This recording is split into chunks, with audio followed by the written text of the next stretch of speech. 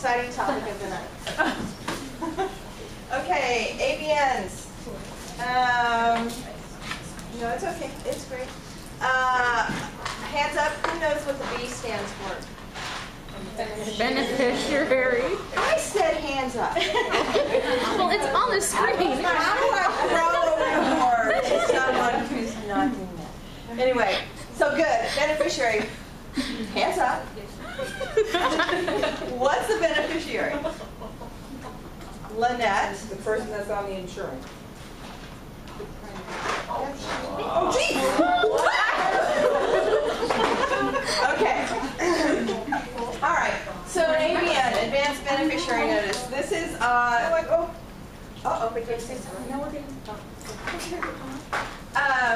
so what we want to do is just review this a little bit, and I'm going to show you why in just a minute. Go ahead. So y'all have done these. Y'all kind of know what they're for. We basically need an ABN. It's mandatory for Medicare patients if it's a service that may or may not be covered. Some of those services could be laboratory services, EKGs, some immunizations, and cosmetic services that might not be medically necessary, such as if it's not cancerous or something like that. So if it's cosmetic, they are not going to cover it. They think at age 65 plus, you're done.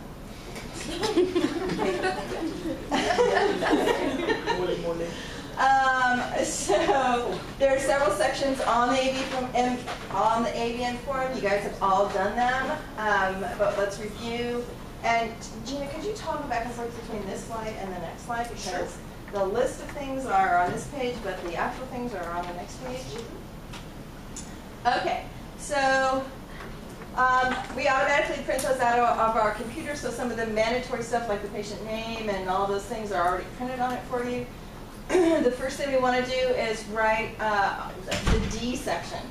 So you can see that D is the services that we're going to be providing. So go back. So D, list of services. You can go back. I'm sorry, I'm going to make you do this. That's 500 times. You can see how many times D is listed on there. Lab tests, right? So this one is for lab tests. So up at the top, we've got lab tests. Again, lab tests. Under D, in the box there, we've got lab tests. One more down, we've got D again, lab tests. One more down. On D, on option 1, 2, or 3, you have to write in what services, and it can be lab tests globally or whatever service you're doing. So we got a lot of places where the services piece of it needs to be written. That's pretty key when we come to some of the examples of what's going on. E, go back.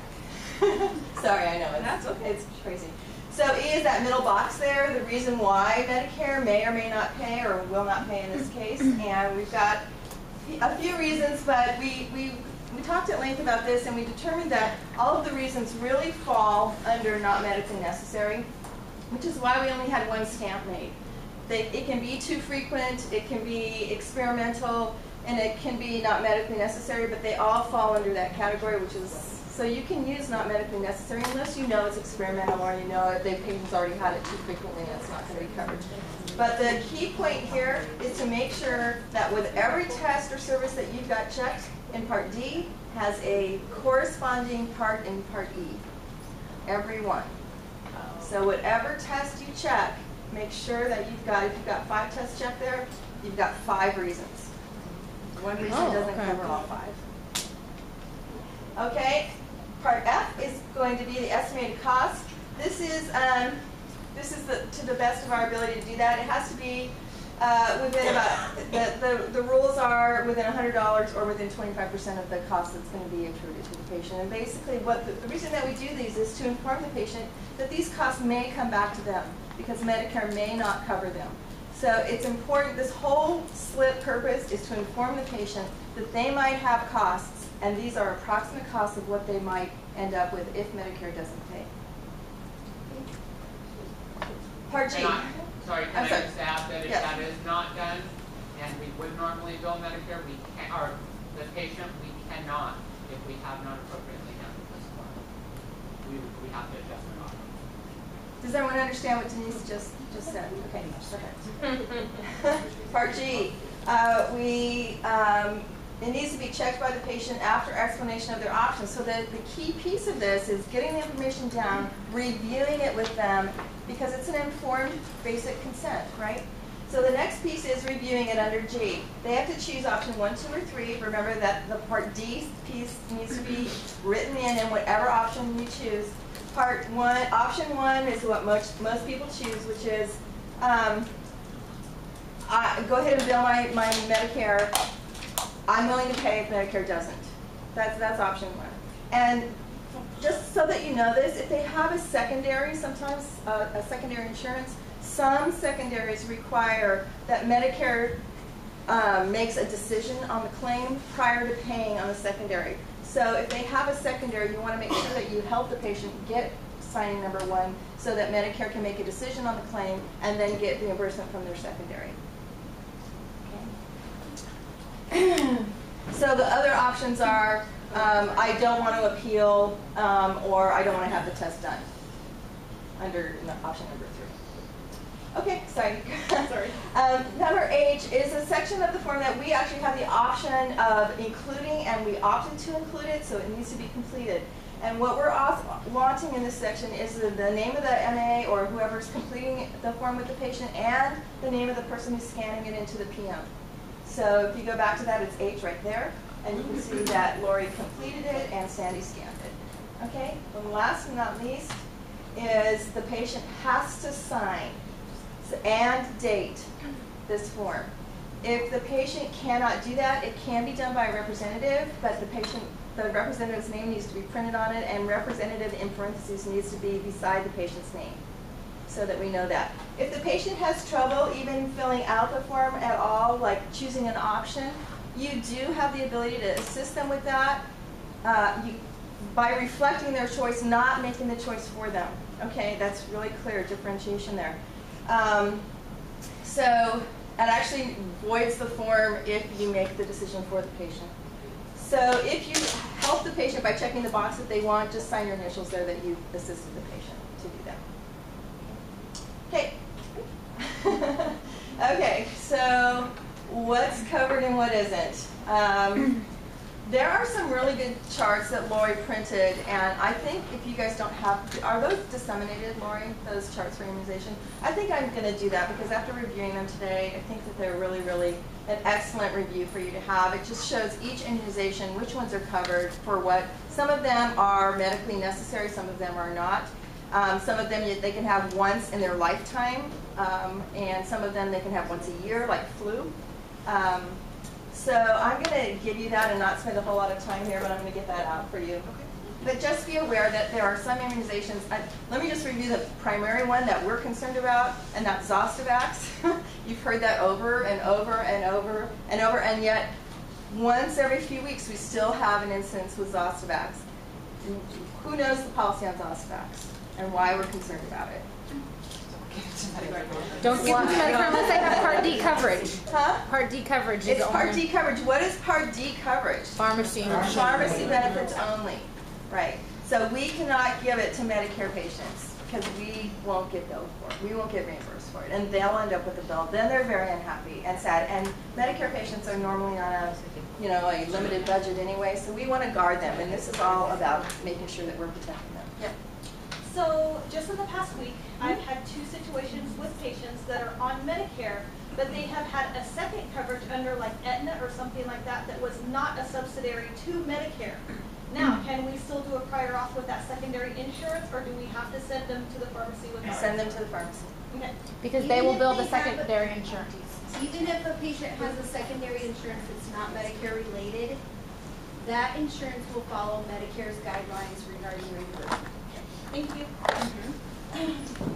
I know it's kind of tricky, and patients will say, my insurance covers this. My insurance, you'll hear that all the time, right? You've heard it. And just say, yes, it does, but when you get it from a pharmacy. And we don't want you to have that cost, so we really want to encourage you to go and do that.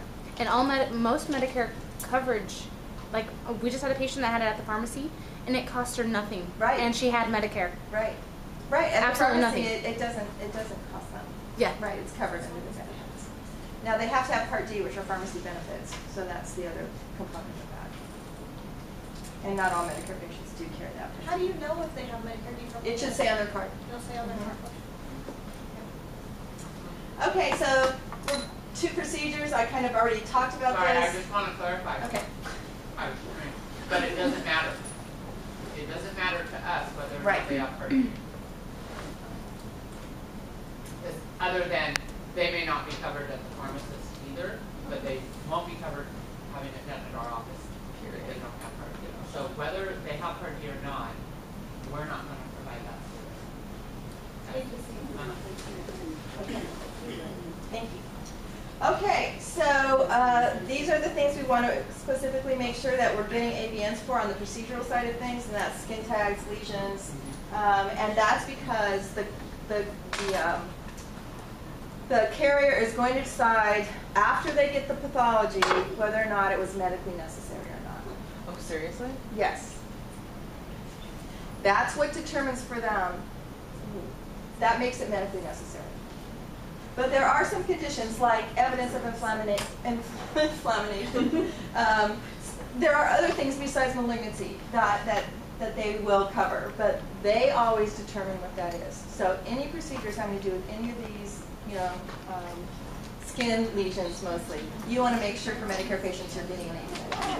And explain it to the patient. And the more you understand about it, the better the patient is going to feel about how we're doing what we're doing. And I would say we keep saying Medicare, but just keep in your mind Medicare age, because they may have a Med Advantage plan and they apply the same exact rules. So if they're on Medicare for some other reason, they're definitely going to have a Medicare card.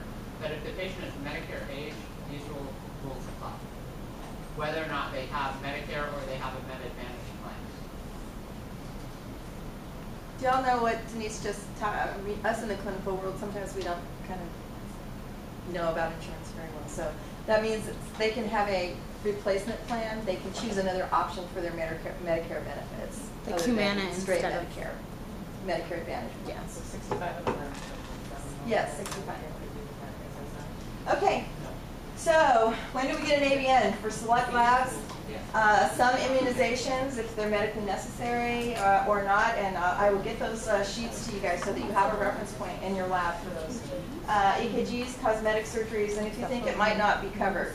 We don't need to get an ABN for physical labs or physicals. They don't cover either one of them. Labs with a diagnosis of, those are screening labs, V codes. And immunization administration, we charge for administration of vaccines when we give them, like flu. We can still charge for those. And a general health panel like a CMP or a BMP. Okay, so what's your role? I'm not going to go through all of these, but yours is right in the middle there. So we want to make sure that we're identifying patients that are presenting for services that would be included in an ABM before it's performed. That's really critical. We cannot get this retrospectively. They have to have enough time before their procedure or test to be able to understand the ABM, understand its implications, and sign it before the service is done. So that's your role in it. Okay. It's required, and as Denise already mentioned, that reimbursements are adversely affected when they're not done right. So can we go to that next document there? It's off the PowerPoint. And so why are we bringing this up? What is, Lori, do you know where that one of the error one is? Did you bring that in? No. Oh. The ones that weren't right? Yeah. No. Oh. I wasn't going to call anybody out. Okay, so from those of you who have done them, I was going to point them all out and not call you out, but show you the evidence of what's going on. What do you think what are the most common errors that you guys, knowing from what we just talked about, what do you think the common errors are? They're not getting filled out. They're not getting filled out Completely. Right, so some of them are not being done at all, but a lot. What isn't right isn't being done correctly. What do you think of the ones that aren't being done correctly? What are the things that we're missing? Well, us, I have our names on there, but then also the box, the D-box. The D-box. The E-box. And the E-box. D&E.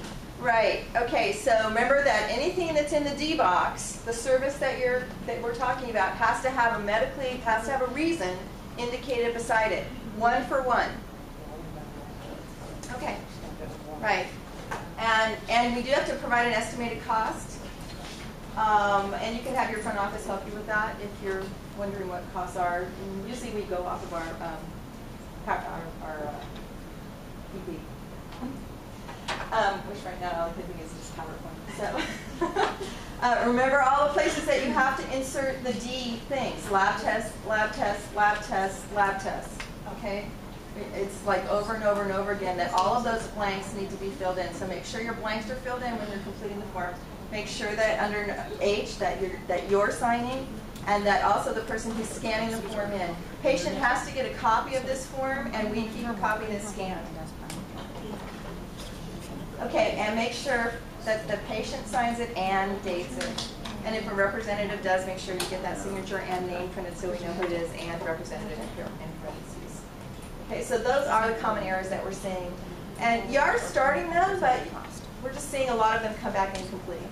Like, you know that you have to do them. It's just like, so that usually comes down to either not having enough time or not really knowing all the points. So we just wanted to run that by and refresh your memory on that and just make sure that we can answer all your questions. Anybody else have any other questions on it? Good. I will send out a correctly completed ADN form on Monday to everybody, so you all have a current one that's done right.